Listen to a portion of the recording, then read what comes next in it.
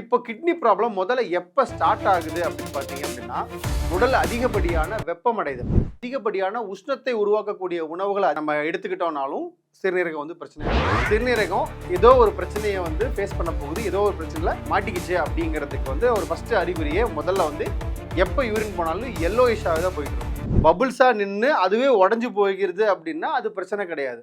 ஆனா பபுள்ஸா வந்து உடஞ்சு போகாம ஒரு லேயர் மாதிரி செட்டில் ஆகுது இல்லையா, அதுக்கு பேர் தான் புரோட்டீன் லீக்கேஜ். சுகர் பிபியால நுர போறதுக்கும் சிறுநீர் பழுதடைஞ்சு செயலிழப்புக்கு முன்னாடி ஸ்டேஜுக்குள்ள வந்து நுர போறதுக்கும் வித்தியாசம் இருக்கு. நான் முட்டை, பருப்பு அந்த மாதிரி ஐட்டங்கள்லாம் சாப்பிட்டேன் அப்படின்னா அன்னைக்கு லீக்கேஜ் வந்து ரொம்ப அதிகமா இருக்கு அப்படின்னு சொல்லுவாங்க. இந்த புரோட்டீன் லீக்கேஜை ஸ்டாப் பண்றதுக்கு நாங்கள் 100% கேரண்டி ரிசல்ட் கொடுத்து நாங்கள் வந்து மருத்துவம் பண்ணிட்டு இருக்கோம். அனைவருக்கும் வணக்கம். நான் உங்கள் ஹீரல் சக்திவேல் யுவராஜ் பேசுகிறேன். இந்த வீடியோ பதிவு எதுக்காகன்னு பார்த்தீங்கன்னா, இப்போ நம்ம வந்து பார்க்க போகிறது சிறுநீர் போகும்போது அதில் புரதம் வெளியேறுது இல்லையா, புரோட்டீன் லீக்கேஜ்னு சொல்லுவாங்க. அதை பற்றின ஃபுல் டாபிக் தான் இப்போ நம்ம வந்து பார்க்க போகிறோம்.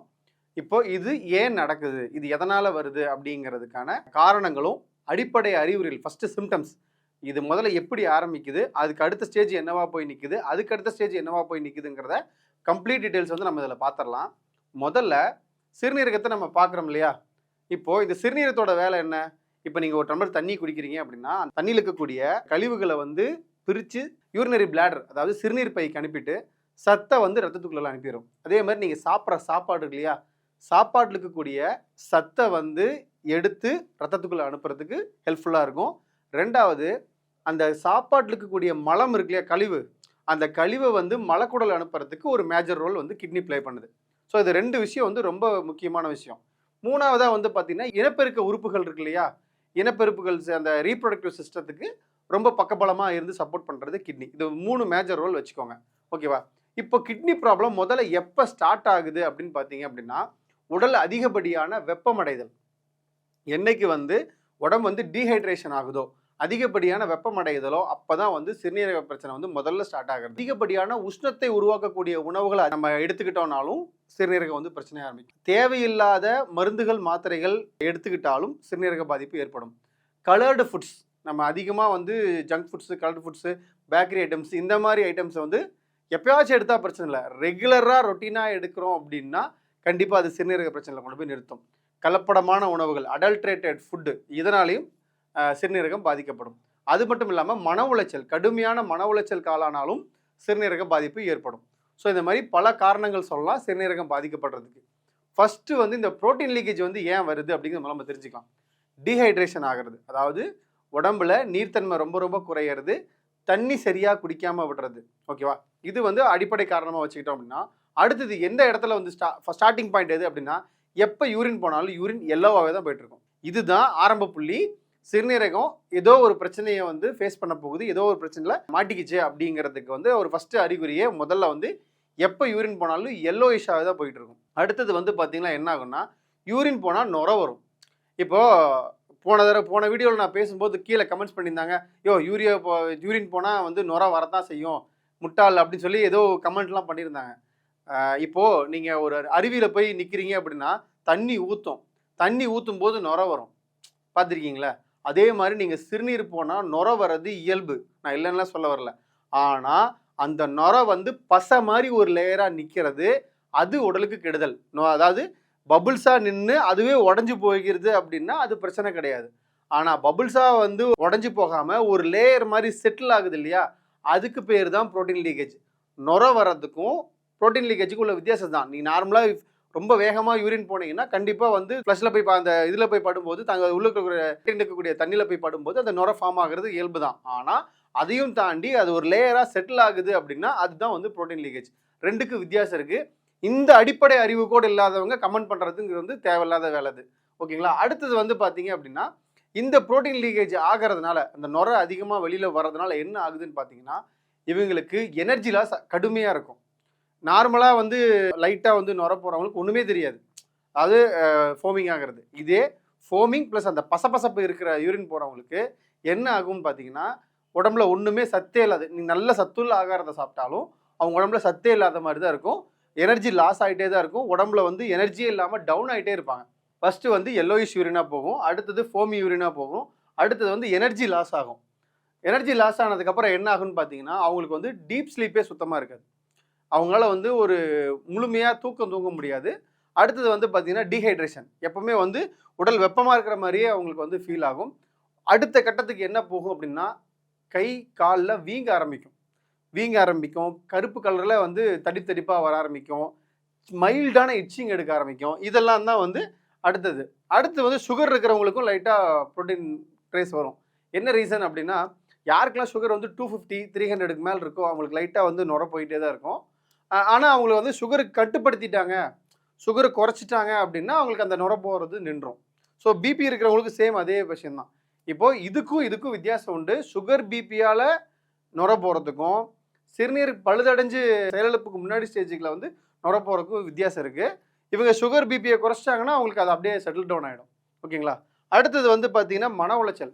யாருக்கெல்லாம் கடுமையான மன உளைச்சல் இருக்கோ அவங்களுக்கு வந்து பார்த்தீங்க அப்படின்னா ப்ரோட்டீன் லீக்கேஜ் வரதுக்கான பாசிபிலிட்டிஸ் அதிகம். ஓகே, இதை வந்து நம்ம வந்து ப்ரோட்டீன் லீக்கேஜ் வந்து நம்ம இருக்கா இல்லையாங்கிறத நம்ம எப்படி செக் பண்ணிக்கிறது அப்படின்னா, பக்கத்தில் இருக்கக்கூடிய லேபுக்கு போனீங்க அப்படின்னா யூரியா ஃபஸ்ட்டு இது நீங்கள் வந்து ஸ்க்ரீன்ஷாட் மாதிரி எடுத்து வச்சுக்கிட்டீங்கன்னா கூட ஓகே தான். கேமராவில் அப்படியே கொஞ்சம் ஜூம் பண்ணி காட்டிடுங்க அவங்களுக்கு. இது ஸ்க்ரீன்ஷாட் மாதிரி எடுத்து இதை அப்படியே கொண்டு போய் நீங்கள் வந்து என்ன பண்ணுறீங்கன்னா லேபில் கொடுத்தீங்க அப்படின்னா அவங்க உங்களுக்கு வந்து செக் பண்ணி கொடுத்துருவாங்க. இதில் ப்ராப்ளம் இருக்குது அப்படின்னா தான் நீங்கள் மருத்துவம் பார்க்கணும். ஓகேங்களா? First urea level, creatinine level, uric acid level, eGFR, protein albumin, urine sugar. ஓகேங்களா? அடுத்தது யூஎஸ்ஜி அப்டமன் ஸ்கேன். இது எதுக்கு பார்க்க சொல்கிறோம் அப்படின்னா, சிறுநீரகம் சுருங்கி இருக்கா, அதாவது அதனுடைய சைஸ்லேருந்து சுருங்கி இருக்கா அப்படிங்கிறதுக்கான ஸ்கேன் வந்து பார்த்தோம் அப்படின்னா நமக்கு அதில் ப்ராப்ளம் இருக்குது அப்படின்னா அதில் நம்ம ஈஸியாக ஃபைண்ட் அவுட் பண்ணிடலாம். ஸோ இதெல்லாம் தான் வந்து கிட்னிக்கான டெஸ்ட்டு. இதெல்லாம் நீங்கள் வந்து இதை எடுத்து பார்த்துட்டு நீங்கள் வந்து இதில் ப்ராப்ளம் இருக்குது அப்படின்னா நீங்கள் வந்து மருத்துவம் எடுத்துக்கலாம். இதெல்லாம் எடுத்து பார்த்துட்டு நார்மலாக இருக்குது, எனக்கு எந்த பிரச்சனையும் இல்லைன்னா ஓகே சார். இதெல்லாம் எடுத்து பார்க்குறேன், எனக்கு எல்லாமே நார்மலாக இருக்குது, எனக்கு ஒரு பிரச்சனையும் இல்லை, ஆனாலும் யூரினில் வந்து நுர போய்கிட்டே இருக்குது, ஃபோம் யூரினாவே போகுது அப்படிங்கிறப்ப என்ன அர்த்தம் அப்படின்னா அது வந்து ஸ்டார்டிங் ஸ்டேஜ் ஆக போகுது. HbA1c எடுத்தும் சர்க்கரைக்கு டெஸ்ட் எடுத்தும் நார்மலாக வருது, ஆனால் வந்து எனக்கு யூரினில் நுர போகுது அப்படின்னா இது அடுத்த கட்டத்துக்கு போகுது. அடுத்தது வந்து யூரியா கிரியேட்டினைன் வந்து கூட்ட போகுதுன்னு அர்த்தம். ஸோ அது அறிகுறி காட்டும் போதே நம்ம கரெக்டாக புரிஞ்சுக்கிட்டோம் அப்படின்னா நமக்கு தெளிவாக தெரிஞ்சிடும். அப்போ நமக்கு என்ன ஒரு ஐடென்டிஃபிகேஷன் வச்சுக்கலாம் அப்படின்னா, ரிசல்ட் எல்லாம் எனக்கு நார்மலாக வந்துருச்சு சார், ஆனால் வந்து எனக்கு ப்ரோட்டீன் வந்து யூரினில் போயிட்டே இருக்குது, நுர போயிட்டே இருக்குது, எனக்கு சத்து இல்லை, உடம்புல வந்து சத்து குறைஞ்சிக்கிட்டே இருக்குது, ஆனால் ரிசல்ட்டில் எல்லாமே நார்மலாக காட்டுது அப்படின்னா நீங்கள் கண்டிப்பாக வந்து நீங்கள் கிட்னி ப்ராப்ளத்துக்காக நீங்கள் வந்து மருத்துவம் எடுத்தே ஆகணும். ஏன் அப்படின்னா இன்னும் கொஞ்சம் நாள் ஆகும் அந்த நீங்கள் உங்கள் யூரின் இருக்கக்கூடிய அந்த ப்ரோட்டீன் லீக்கேஜ் கண்டுபிடிக்கிறதுக்கும் பிளட்டில் அந்த ரிசல்ட்டை கண்டுபிடிக்கிறதுக்கு இன்னும் கொஞ்சம் நாள் ஆகும். அதுக்கு முன்னாடி ஸ்டேஜ் தான் இது. ஸோ இதை நீங்கள் பர்ஃபெக்டாக புரிஞ்சு நீங்கள் மருத்துவம் எடுத்துக்கிட்டிங்கன்னா ஸோ ஃபார் பெட்டர். இந்த யூரினில் நுர போய்கிட்டு இருக்கு இல்லைங்களா, இதை 100% வந்து கேரண்டி ரிசல்ட் கொடுக்கக்கூடிய மருத்துவம் நாங்கள் வந்து பகலவன் ஹெல்த் சென்டர், நாமக்கல் மாவட்டம், திருச்செங்கோடு. அடுத்தது வந்து பார்த்தீங்கன்னா நாங்கள் வந்து சென்னையில் வந்து கிளினிக் வச்சுருக்கோம்.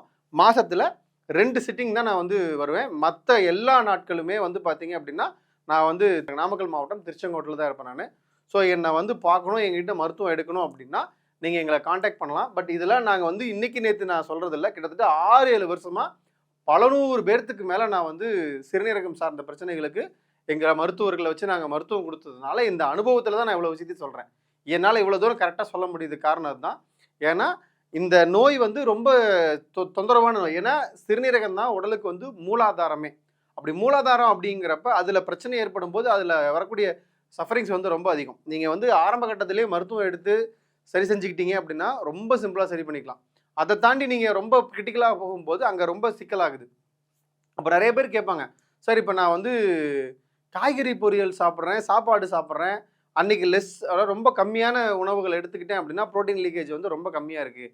இதே நான் முட்டை, பருப்பு அந்த மாதிரி ஐட்டங்கள்லாம் சாப்பிட்டேன் அப்படின்னா அன்றைக்கி லீக்கேஜ் வந்து ரொம்ப அதிகமாக இருக்குது அப்படின்னு சொல்லுவாங்க.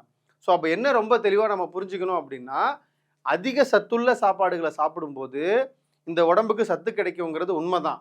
ஆனால் ஒரு உறுப்பு பழுதடைஞ்சிருச்சு, அது பிரச்சனை இருக்குங்கிறப்ப நீங்கள் செரிமானத்துக்கு அதிகமாக வேலை கொடுத்தீங்கன்னா அங்கே ஃபில்ட்ரேஷன் ரேட்டு குறையிறதுனால என்ன ஆகுதுன்னு பார்த்தீங்க அப்படின்னா அங்கே முழுமையாக செரிமானம் அடையாமல் சிறுநீரகம் இன்னும் பழுதடைகிறதுக்கான வாய்ப்புகள் வந்து ரொம்ப அதிகமாகிடுது. அதனால தான் நீங்கள் சத்துள்ள முட்டை, பருப்பு ஐட்டங்கள் சாப்பிடும்போது அதிகமாக ப்ரோட்டீன் லீக்கேஜ் போகும். வெறும் காய்கறியோடு நிறுத்திக்கிட்டீங்க, சாப்பாடு காய்கறியோடு நிறுத்திக்கிட்டீங்க அப்படின்னா உங்களுக்கு புரோட்டீன் லீக்கேஜ் வந்து ரொம்ப கம்மியாக இருக்கும். ஸோ புரோட்டீன் லீக்கேஜுங்கிறது இருக்கவே கூடாது. ரொம்ப ரொம்ப ரொம்ப சிரமம். ஏதோ 0.1% ஏதோ ஒரு டைம் வரலாம் போகலாம், தப்பு கிடையாது. ஆனால் ரெகுலராக இருக்குது அப்படின்னா நீங்கள் கண்டிப்பாக மருத்துவம் எடுத்தே ஆகணும். பகலவன் ஹெல்த் சென்டர் திருச்செங்கோடு மற்றும் சென்னையில் நீங்கள் வந்து எங்ககிட்ட மருத்துவம் எடுக்கிற மாதிரி தாராளமாக மருத்துவம் எடுக்கலாம். இந்த புரோட்டீன் லீக்கேஜை ஸ்டாப் பண்ணுறதுக்கு நாங்கள் 100% கேரண்டி ரிசல்ட் கொடுத்து நாங்கள் வந்து மருத்துவம் பண்ணிட்டு இருக்கோம். மேலும் எங்களை நீங்கள் காண்டாக்ட் பண்ணணும்னு நினச்சிங்கன்னா டிஸ்பிளே இருக்கக்கூடிய இந்த நம்பருக்கு தயவு செஞ்சு வாட்ஸ்அப் மட்டும் பண்ணுங்கள், ஃபோன் பண்ணாதீங்க. ஃபோன் பண்ணால் எல்லா டைமும் எங்களால் ஃபோன் எடுக்க முடியாது. அதனால் வந்து எங்களுக்கு வாட்ஸ்அப் மட்டும் பண்ணுங்கள். திரும்ப திரும்ப தெளிவாக சொல்கிறது என்னென்னா, நீங்கள் ஃபோன் பண்ணிகிட்டே இருக்கீங்கன்னா நாங்கள் ஃபோனை நிறைய டைம் எங்களால் எடுக்கவே முடியல. நாங்கள் மெடிசன் செய்கிற வேலையும் பார்க்கணும், ஃபோன் கால்ஸையும் நாங்கள் எடுக்கணும். அப்படிங்கிறனால எங்களுக்கு வாட்ஸ்அப் மட்டும் பண்ணுங்கள். கண்டிப்பாக நாங்கள் உங்ககிட்ட பேசுவோம். நீங்கள் என்ன சென்னையில் விசிட் பண்ணுற மாதிரி பார்க்கணும் அப்படின்னா எனக்கு வாட்ஸ்அப் பண்ணுங்கள், நான் உங்களுக்கு அட்ரஸ் கொடுத்துட்றேன். நீங்கள் திருச்செங்கோட்டில் நேர்லேயே வந்து பார்க்கணும்னாலும் நான் வாட்ஸ்அப் பண்ணுங்கள், நான் அட்ரஸ் கொடுத்துறேன், நேர்லேயே வந்து பாருங்கள். இல்லை ஆன்லைன் கன்சல்டேஷன் எடுக்கணும் அப்படின்னா தயவு செஞ்சு வெயிட் பண்ணுங்கள். வாட்ஸ்அப் பண்ணி வெயிட் பண்ணுங்கள். நாங்கள் கண்டிப்பாக உங்களை காண்டாக்ட் பண்ணி பேசிவிட்டு நான் உங்களுக்கு ஃபர்தர் டீட்டெயில்ஸ் கொடுப்போம். எங்கள் பிஎஸ்எம்எஸ் டாக்டர்ஸ் இருக்காங்க இல்லையா கிளினிக்கில், அந்த டாக்டர்ஸ் மூலிமா தான் நாங்கள் மருத்துவம் பண்ணிகிட்ருக்கோம். மேலும் லாஸ்ட் மந்த் எங்ககிட்ட இந்த மாதிரி வீடியோ பார்த்துட்டு எங்ககிட்ட ட்ரீட்மெண்ட் எடுத்தவங்க, புரோட்டீன் ஆல்புமின் வந்து 720 கிட்ட இருந்தவங்க வித்தின் அ மந்த்துக்குள்ளே அதை டோட்டலாக டிராஸ்டிக்காக குறைஞ்சி இப்போ 40 கிட்ட வந்திருக்காங்க. 720 எங்கே இருக்குது, 40 எங்கே இருக்குது, அப்படியே டிராஸ்டிக்காக குறைஞ்சிருக்கு. எங்களால் தரமான மருத்துவத்தை கொடுக்க முடியும். படித்த பட்டதாரி மருத்துவர்கள் எங்ககிட்ட பர்ஃபெக்டாக ஒர்க் பண்ணுறாங்க, நல்ல ரிசல்ட் கொடுக்குறாங்க. நன்றி, வணக்கம்.